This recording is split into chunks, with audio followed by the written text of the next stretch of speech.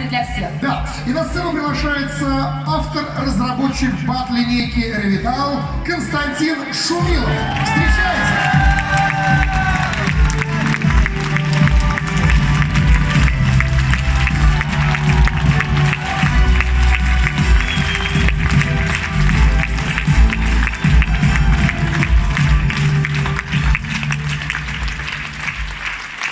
Доброе утро, Гринвей! Хотя день уже, но он все равно добрый. Меня периодически волнует один вопрос. А вам нравится БАД Ревитал? Да! Спасибо. Да, вам А нужно спасибо. еще БАД Ревитал? Да! Я так и думал. Много БАДов хороших и разных. И сегодня я с удовольствием представляю вам новый продукт. Встречайте! Встречайте! Встречаем новый продукт Б-комплекс! Долго-долго ждали, долго. И вот наконец свершилось. Вот о том, что есть белки, жиры, углеводы, практически все знают и знают, для чего это, как это соотносится и рассматривается в плане питания и борьбы с ожирением, все это хорошо. А вот роль витаминов и микроэлементов не всегда очевидна в этом плане. И вот сейчас мы, в рамках сегодняшнего жесткого регламента попытаемся чуть-чуть обозначить эту самую роль на примере вот этого нового замечательного продукта Б-комплекс. Он представляет из себя, собственно, два продукта, разделены они на две составляющие. Это сделано с той целью, чтобы, вернее, с учетом совместимости витаминов. Просто не все витамины совместимы, и их лучше принимать раздельно для того, чтобы они оказывали максимально полный эффект и не мешали друг другу. Итак, Б-комплекс утро. Туда входит 7 ингредиентов. Значит, и первая составляющая это витамин В4, холин. Он настолько же мало известен, настолько же, сколько и полезен.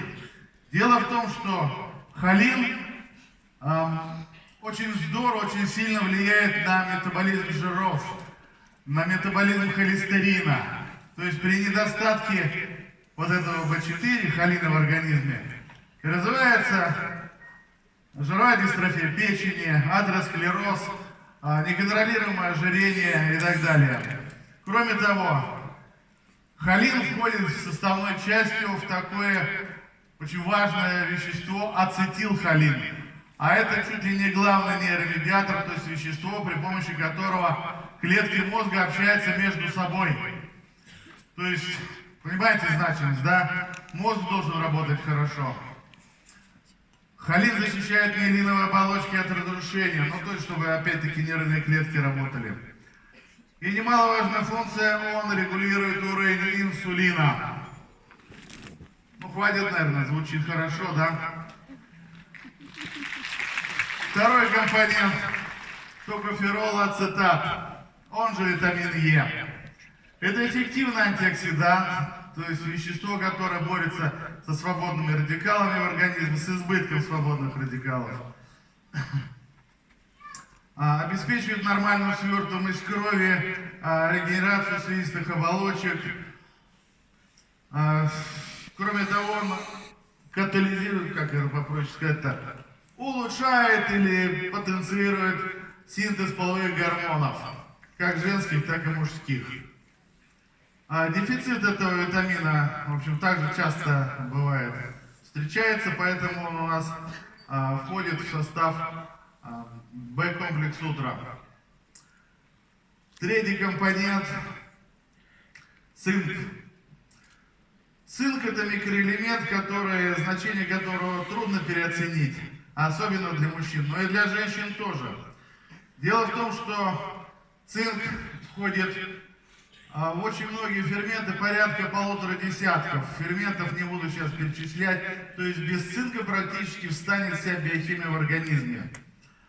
Цинк входит также в состав инсулина, опять-таки.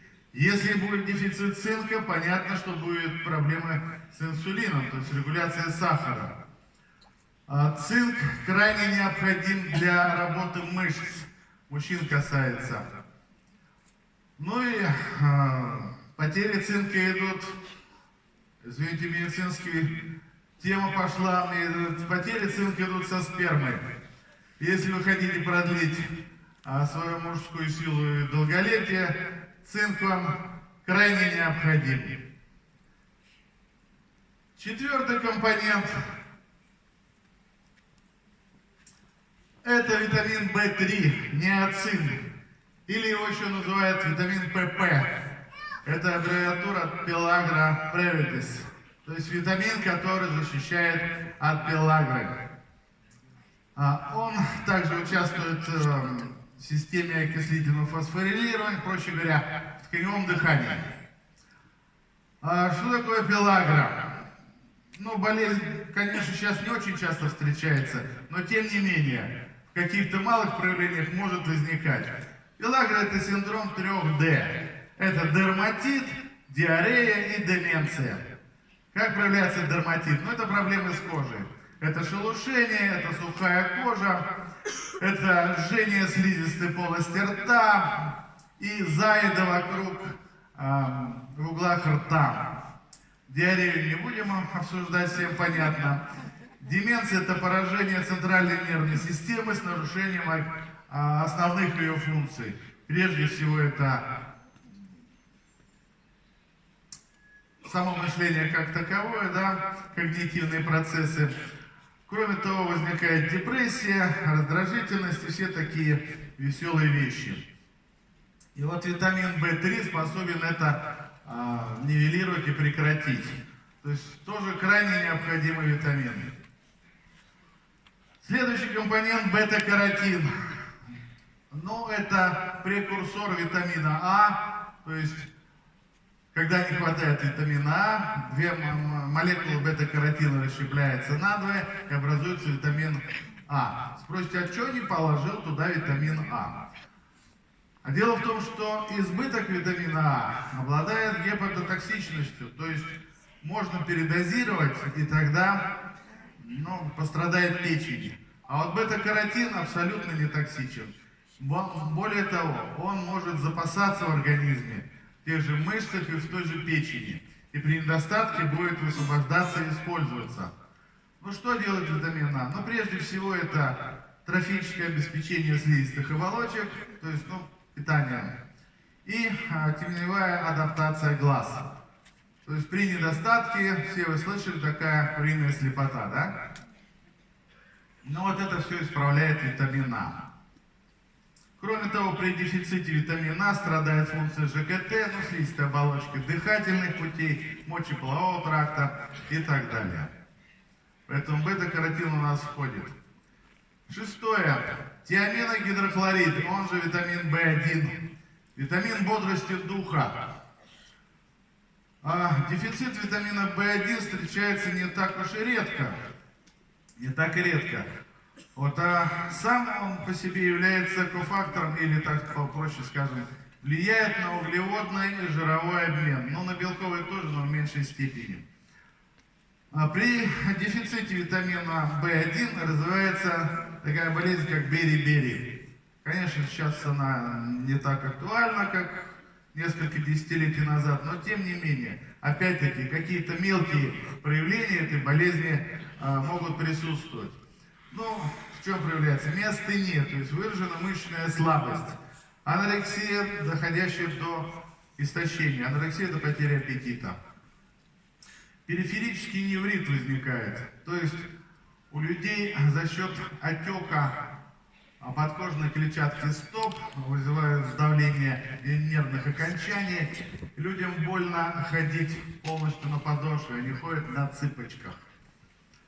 Спутанность сознания, потому что В1 влияет на образование того же самого ацетилхолина, без которого мозг не работает.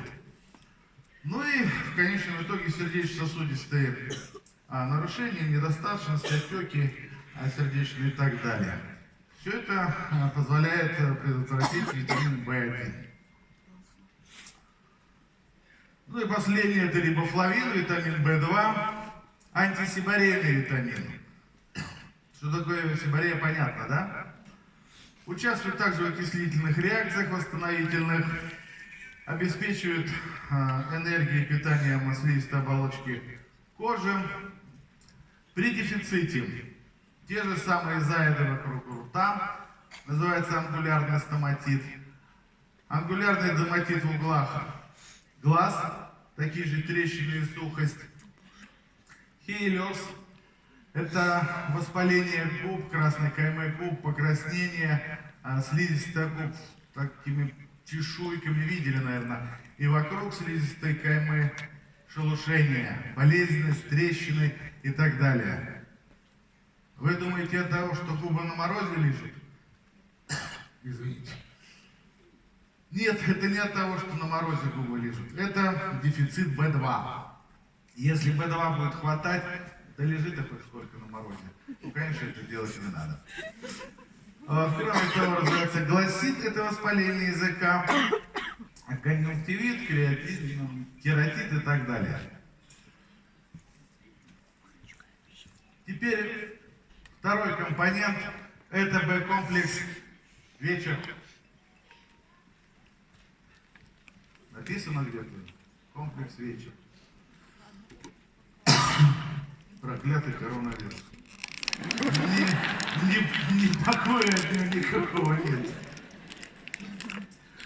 Сюда входит уже 10 компонентов. Первый из них магний лактат. Ну, магний. Магний это микроэлемент, вернее макроэлемент, но дефицит его бывает очень часто. А работает он в паре с кальцием.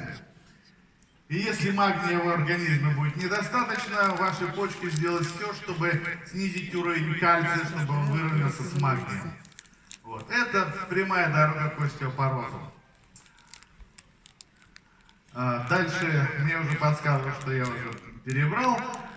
Туда же входит 5-гидрокситриптофан, из которого синтезируется гормон хорошего настроения серотонин. Экстракт корня валерьяны, который успокаивающим действием вечер у нас. Медь, очень интересный микроэлемент. Дефицит меди выражается в том, что нарушаются процессы кроветворения, способствует развитию анемии. И очень важно для женщин, дефицит меди вызывает недостаточное развитие эндометрия, гипоплазию эндометрия матки. Очень большие проблемы с этим. Витамин В5 входит, кальций-пантотенат, регулирует кальциево-фосфорный обмен. Витамин В6, витамин В7, В9, В12. Эти все витамины регулируют белковые обмены. И без них практически организм существовать не может, потому что кроветворение встанет, сердечно-сосудистая недостаточность в полный рост проявится. В общем, очень-очень много в связи с этим проблем. Вот, собственно, что из себя представляет Б-комплекс утром, Б-комплекс вечер. Сразу одна просьба. Не нужно, пожалуйста, увеличивать дозы. Б утро принимается 1 капсула утром, Б вечер 1 капсула вечером. Знаете, почему он так, последний практически выходит? Потому что дозировки витаминов там предельно возможны. То максимально, что нам разрешили, мы туда ввели. И передозировка многих витаминов вызывает тоже негативные какие-то явления. Поэтому не нужно пить по 3 капсулы каждого витамина в день. Улучшение это не принесет, будет немножко хуже. Ну и последнее, завершая свое выступление, хочу еще приятный анонс такой сделать. Наконец-то компания приступила к формированию программ профилактических программ для здоровья. Первые 5 программ они сейчас уже формируются. Информация полная будет на сайте представлена. Значит, можно будет одним кликом, собственно, заказать себе эту программу. Вот. Более полная информация, еще раз говорю, будет представлена на сайте. Поэтому, ну не в защите, формат у нас сегодня такой. Зато я вам заронил такую интрижку. Будет повод лишний раз сходить на сайт. На этом все. Спасибо за внимание. Всех днем рождения!